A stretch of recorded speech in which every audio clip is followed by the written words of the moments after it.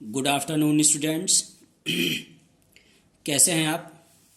आशा करता हूँ अच्छे होंगे। मैं आर के मिश्रा आज 11th के बायो का लेक्चर लेकर आया हूँ। बच्चों, आप लोगों ने अभी ऑनलाइन क्लासेस में बायो के बारे में बच्चों हम लोग बात कर रहे थे। तो आज पहला चैप्टर 11th का, that is biodiversity and classification. ठीक है, बायोडाइवर्सिटी एंड क्लासिफिकेशन। सबसे पहले पढ़ेंगे क्लासिफिकेशन पढ़ेंगे, उसके बाद फिर आगे पढ़ते चलेंगे इस तरीके से टॉपिक वाइज टॉपिक। एनसीईआरटी में जो सबसे पहले आपको दिया है बच्चों, वो दिया है बायोडाइवर्सिटी। देखो बच्चों, बायोडाइवर्सिटी की बात करें अगर, तो बायोडाइवर्सिटी का कंसेप्ट क्या है कि हमारे अर्थ पर, ठीक है ना, हमारे अर्थ पर बहुत ढेर सारे विविध प्रकार के डिफरेंट टाइप्स ऑफ ऑर्गेनिज्म पाए जाते हैं। ये सारे जीव मिलकर विविधता को जन्म देते हैं, डाइवर्सिटी को बनाते हैं। ठीक है, और ये विविधता हमारे अर्थ के इकोलॉजिकल बैलेंस के लिए बहुत ज़रूरी है।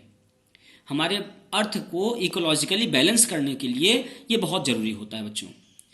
और एक चीज़ जान लीजिए, जब किसी भी प्लेनेट पर, लाइक अर्थ, किसी भी प्लेनेट पर जब जीवों की संख्या बहुत ज़्यादा होने लगती है बच्चों, तब उनका क्लासिफिकेशन करना पड़ता है उनके समुचित अध्ययन के लिए। ध्यान रखिएगा, क्लासिफिकेशन क्यों करना पड़ता है? उनके समुचित जानकारी के लिए। उनका समुचित अध्ययन करना हो, उनके बारे में सही से जानकारी आपको लेनी हो, तो क्लासिफिकेशन करना पड़ेगा बच्चों। सबसे पहले जो क्लासिफिकेशन ऑथेंटिक रूप से किया गया, अगर उसकी बात करें तो वैज्ञानिक आर.एच. व्हिटेकर ने, जैसा मैंने यहाँ पे लिखा हुआ है, वैज्ञानिक आर.एच. व्हिटेकर ने सबसे पहले 5 किंगडम सिस्टम जो सिस्टमैटिक तरीके से लाया, वो ये था। इसके पहले तो और भी क्लासिफिकेशन किए गए। जैसे सबसे पहला तो क्लासिफिकेशन किया गया, जितने भी अर्थ पर जीव हैं उनको प्लांट और एनिमल में डिवाइड कर दीजिए। उससे बहुत बड़ा फर्क नहीं पड़ा, क्योंकि वो बहुत ही लिमिटेड क्लासिफिकेशन था। इसके बाद बच्चों आर्टिफिशियल सिस्टम से क्लासिफिकेशन किया गया, फिर नेचुरल सिस्टम से किया गया, है ना। इसके बाद फाइलोजेनेटिक सिस्टम से किया गया। लेकिन जो सबसे कारगर और जो सबसे सार्थक तरीका आया, वो वैज्ञानिक आर.एच. व्हिटेकर ने दिया। आर.एच. व्हिटेकर ने यह कहा कि अर्थ पर जितने भी जीव हैं, इन सारे के सारे जीवों को एक बहुत बड़े ग्रुप में, 5 बहुत बड़े ग्रुप में डिवाइड कर दीजिए।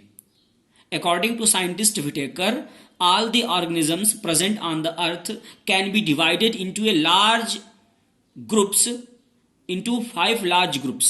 These large groups are known as kingdom. ये बड़े बड़े जो ग्रुप बनाए गए, उनको नाम दिया गया किंगडम। वैज्ञानिक व्हिटेकर ने कहा कि जितने भी जीव हैं, इन सारे के सारे जीवों को आप 5 किंगडम में बांट दीजिए। ठीक है ना, इसीलिए इनको 5 किंगडम थियरी भी कहते हैं। सबसे पहले इन्होंने कहा कि किंगडम मोनेरा बना दीजिए, उसके बाद प्रोटिस्टा, आफ्टर दैट फंजाई या एल्गी, एनिमेलिया और प्लांटी। ठीक है ना। फिर से देखेंगे, according to R H. Whittaker, there are 5 kingdoms in our earth for the classification of all types of animals. First one is monera, protista, fungi, animalia and plantae. ठीक है। अब बच्चों, इसका बेसिस क्या था? किस बेसिस पे इन्होंने क्लासिफिकेशन किया, ये भी इंपॉर्टेंट है। बेसिस क्या था? ये वैज्ञानिक अमेरिकी था और इन्होंने निम्नलिखित 4 लक्षणों पर, बच्चों ध्यान रखना, he considered 4 characters for the classification of all the animals. ये सारे के सारे जीवों को क्लासिफाई करने के लिए इन्होंने 4 लक्षणों का आधार लिया बच्चों। सबसे पहला क्या था? Cellular structure. क्या था सबसे पहला? सेलुलर स्ट्रक्चर, कोशिकीय संरचना। कोशिकीय संरचना मतलब जो सबसे पहला देखा इन्होंने, वो ये देखा कि जो जीव है वो कैसा है, यूनिसेलुलर है, एक कोशिकीय है कि बहुकोशिकीय है। अगर बहुकोशिकीय है तो क्या उसमें सारे के सारे सेल्स डेवलप्ड हैं कि नहीं है, मतलब सेलुलर स्ट्रक्चर। सबसे पहला इन्होंने जो अपना बेस बनाया, वो क्या बनाया? सेलुलर, मतलब सेल मतलब जो जीव होगा वो यूनिसेलुलर है कि मल्टीसेलुलर है, और यूनिसेलुलर है तो कितने लेवल तक है, और मल्टीसेलुलर है तो कितने लेवल तक है, मतलब सेल्स का डेवलपमेंट कैसा है ना, उसका कंप्लीट डेवलपमेंट है कि नहीं है, इन बातों को। तो पहला जो बेसिस था उनका वो था सेलुलर स्ट्रक्चर। दूसरा था बॉडी स्ट्रक्चर। बॉडी स्ट्रक्चर ये शारीरिक संरचना। शारीरिक संरचना बच्चों, इन्होंने ये इसमें देखा कि शरीर की संरचना जैसे cells, tissue system, organ system, तो कितने लेवल पाए जा रहे हैं उस जीव में।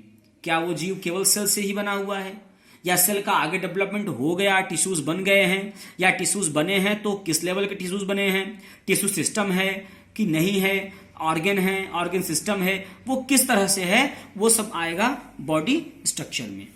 इसके बाद बच्चों जो तीसरा बेसिस आया इनका वो था लाइफ स्टाइल ऑफ ऑर्गेनिज्म।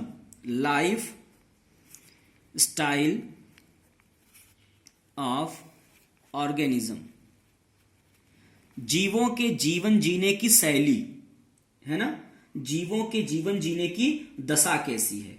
अनेक प्रकार के जीव भोजन का निर्माण करते हैं, इन्हें उत्पादक कहा जाता है। अनेक जीव उत्पादकों द्वारा बनाए गए इस भोजन पर निर्भर होते हैं, तो बच्चों उनको उपभोक्ता कहते हैं, ठीक है ना। और अनेक प्रकार के जीव अपघटक का काम करते हैं। तो इस प्रकार जीवों में जीवन की दशा में भिन्नता आ जाती है, उनका जीवन किस तरह से चल रहा है। Are they producer, are they consumer, are they decomposer, वो किस लेवल में हैं, किस कैटेगरी में आते हैं, वो उसका अध्ययन इधर किया गया। और चौथा जो बेसिस था बच्चों इनका वो क्या था, वो था phylogenetic relationship. This is the very important, phylogenetic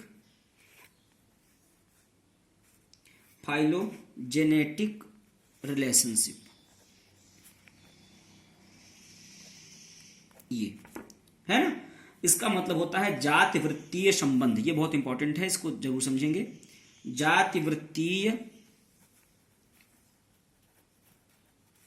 संबंध, ठीक है ना, जाति वृत्तीय संबंध। बच्चों होता क्या है कि अलग अलग जीवों की जाति वृत्ति में समानता और भिन्नता भी होती है। जाति वृत्ति क्या है, ध्यान समझिएगा। जाति वृत्ति क्या है इसको तो हम आगे डिटेल में डिस्कस करेंगे, बट यहां आप अभी ये समझ लो कि जब से जीव मां के पेट में आता है, जैसे हम सब बड़े जीव हैं, ठीक है ना, तब से लेकर और जब वो अर्थ पर आता है तो उसमें जितने परिवर्तन होते हैं, एक प्रकार से समझ लो आप, वो आएगा फाइलोजेनेटिक रिलेशनशिप में। हालांकि ये चीजें आगे आपको मिलेंगी, अभी तो यहाँ पे नॉर्मल डिस्कस किया जा रहा है।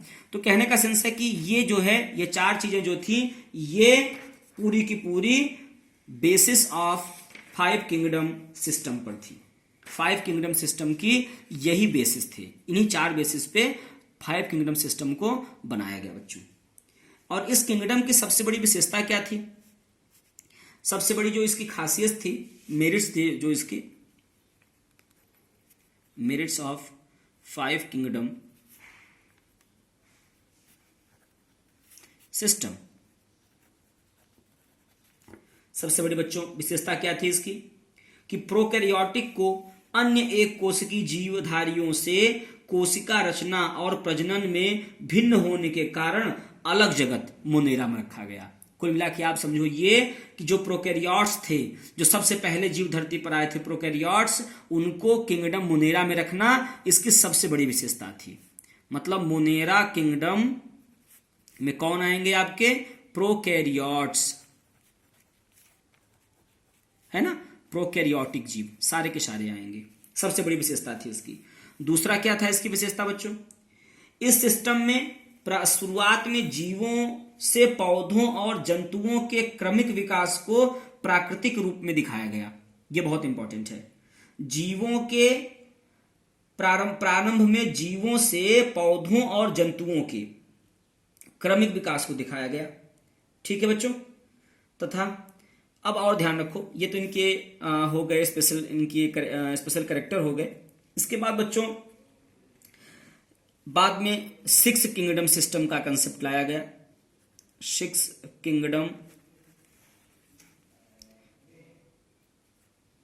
सिस्टम लाया गया।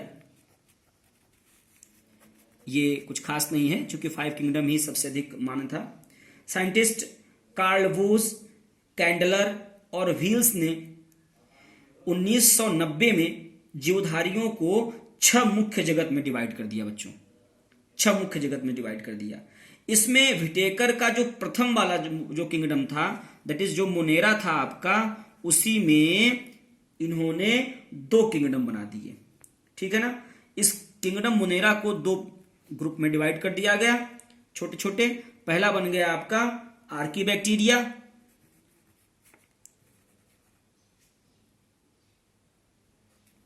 आर्कीबैक्टीरिया, और दूसरा बन गया बच्चों यूबैक्टीरिया, यूबैक्टीरिया। ठीक है।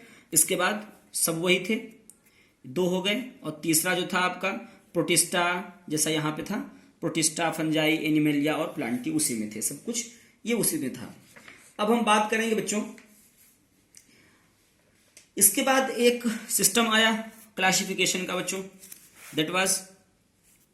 That was domain system. Domain system, देखो डोमेन सिस्टम क्या होता है, डोमेन सिस्टम के बारे में जान लें। साइंटिस्ट कार्ल वूज है ना, ने 1990 में विभिन्न कोशिकीय जीवों की आनुवांशिक संरचना का तुलनात्मक अध्ययन करके यह ज्ञात किया कि किस प्रकार से ये 6 जगत आपस में संबंधित हैं। ध्यान रखो, उन्होंने क्या काम किया कि जेनेटिकल स्ट्रक्चर से यह मालूम किया कि ये 6 के 6 किंगडम आपस में किस प्रकार से संबंधित हैं। उन्होंने वर्गीकरण में जगत के ऊपर एक अलग श्रेणी बनाई बच्चों, जिसको क्या नाम दिया गया, डोमेन। ध्यान रखो, डोमेन का कंसेप्ट क्या है, साइंटिस्ट कार्ल वूज ने दिया। और जब उन्होंने जेनेटिकली अध्ययन कर लिया इन 6 किंगडम का, तब उनको ये मालूम चला कि ये आपस में कैसे संबंधित हैं। तो उन्होंने वर्गीकरण में जगत के ऊपर, ध्यान रखना, किंगडम से ऊपर एक अलग श्रेणी बनाई, जिसको डोमेन नाम दिया गया बच्चों। क्या नाम दिया गया, डोमेन नाम दिया गया। डीएनए जीन सीक्वेंस के आधार पर कार्ल वूज ने 6 जगत को 3 मुख्य डोमेन में क्लासिफाई कर दिया। ध्यान रखो, किसके बेस पर, जीन के सीक्वेंस के बेस पर। पहला कौन सा था डोमेन, डोमेन फर्स्ट था आपका, डोमेन फर्स्ट था बैक्टीरिया।